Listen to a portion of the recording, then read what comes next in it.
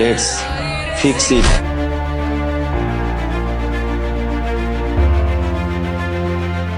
আপনার এলাকার রাস্তায় যত্রতত্র পড়ে আছে ময়লা, কোথাও ফুটপাত দখল করে তৈরি হয়েছে বর্জ্যের স্তূপ, আবার কোথাও নোংরা হয়ে আছে ড্রেনের আশপাশ।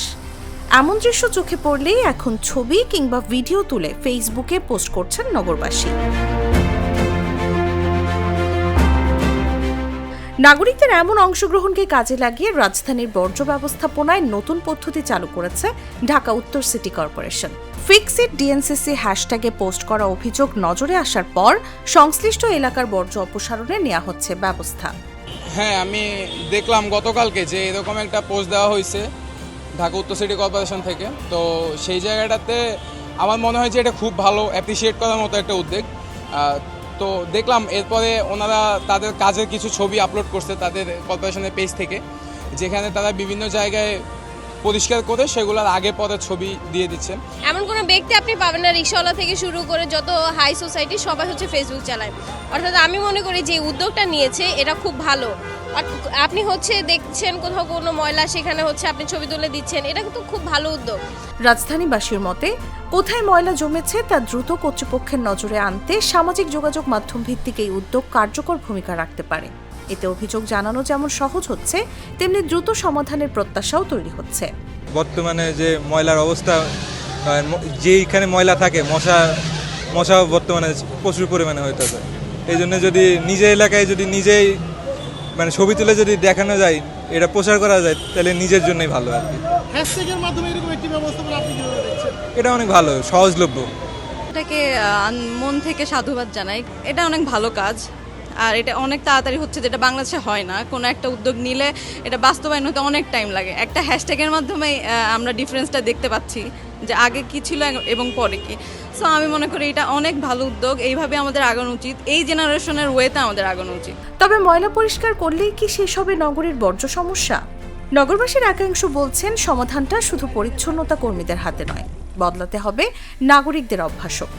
নির্দিষ্ট স্থানে বর্জ্য ফেলার পাশাপাশি অন্যদেরও সচেতন করতে হবে। সচেতনতা দরকার কিভাবে? কারণ হচ্ছে যেমন আমি যদি দেখি আজকে আমি ক্লিন করলাম, 24 ঘন্টার মধ্যে যদি আমি আবার ময়লা ফেলি, তাহলে তো সেই জায়গাটা আবার ক্লিন হচ্ছে না। প্রতিবার ছবি তুলবে, প্রতিবার কি দিবে, এভাবে তো পসিবল হচ্ছে না। আসলে আমাদের দেশের মানুষের সিভিক সেন্স খুবই কম। তো যেখানে সেখানে ময়লা ফালাই দেওয়া এটা একটা ট্রেডিশন বা কালচার। তো এই জায়গাগুলো থেকে মানুষের সরে আসতে হবে। মানে ময়লা হচ্ছে, ময়লা তুলে নিয়ে যাচ্ছে, বাট জনগণকে সচেতন করতে হবে যে এখানে ময়লা ফেলানো যাবে না। সেহেতু ওই বিষয়টাকেও কার্যকর করতে হবে বা জনগণের মাথায় এটা ঢুকাইতে হবে। আনফর্চুনেটলি আমাদের দেশের মানুষ সতর্ক না। আমরা যখন নিজেরা সতর্ক হয়ে যাব, তখন দেখা যাবে যে আমরা নিজেরা যখন ময়লা ফেলা কমিয়ে দিব। সিটি কর্পোরেশন উদ্যোগ নিয়েছে, সেটা খুবই ভালো, বাট আমরা যখন নিজেরা সতর্ক হব, সচেতন হব, তখন ওই জায়গাটাতে দাঁড়িয়ে আমাদের শহর, আমাদের দেশকে আমরা নিজেরা পরিষ্কার রাখতে পারবো। শুধু ময়লার ছবি তুলে পোস্ট করলেই দায়িত্ব শেষ নয়, নিজেরা যেখানে সেখানে ময়লা না ফেলার পাশাপাশি আশপাশের মানুষকেও সচেতন করার তাগিদ দিলেন অনেকেই। সামাজিক যোগাযোগ মাধ্যমে নাগরিকদের সম্পৃক্ত করার উদ্যোগকে ইতিবাচক হিসেবেই দেখছেন বিশেষজ্ঞরা। আসলে একটা যুগান্তকারী পদক্ষেপ, কিন্তু এখানে আপনাকে আমরা যদি নাগরিকদের, ঢাকা শহরের যারা নাগরিক আছেন তাদের সাথে যদি আমরা সিটি কর্পোরেশনের যদি আমরা ইন্টারনাল যদি কোঅপারেশনটা যদি আমরা শক্তিশালী না করতে পারি, হ্যাঁ, ধরেন যে আপনার ফিক্স আইটি ডিএনসিসিতে আমরা যদি হ্যাশট্যাগ, শুধুমাত্র একটা হ্যাশট্যাগ দিয়ে আমরা একজন নাগরিক দিয়ে দিল, তো সেটার রেসপন্সটা কতদিনের মধ্যে আপনার সেই নাগরিক পাচ্ছে? রেসপন্সের পাশাপাশি আমার এই অভিযোগটা যে আমি দিলাম সেটা কোথায় যাচ্ছে, আমি যদি এটা যদি আমি বুঝতে পারি, হ্যাঁ, রেসপন্সটা যদি আমি পাই, তারপর যদি একটা কত সময়ের মধ্যে এটা সমাধান হবে, এটা নিশ্চয়তা যদি আমি পাই, তাহলে আরও বেশি ইন্সপায়ার হব।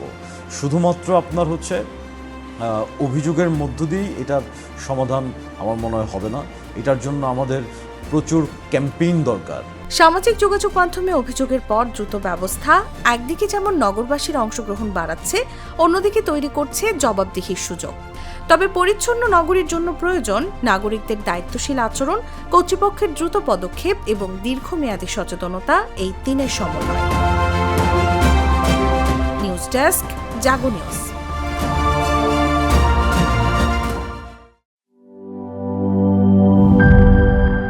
শুধুমাত্র আরএফএল ক্লাস পাইপ নিশ্চিত করে প্রতি ইঞ্চিতে সঠিক থিকনেস ও সঠিক মাপ। পাইপের বস, না কিনলে লস।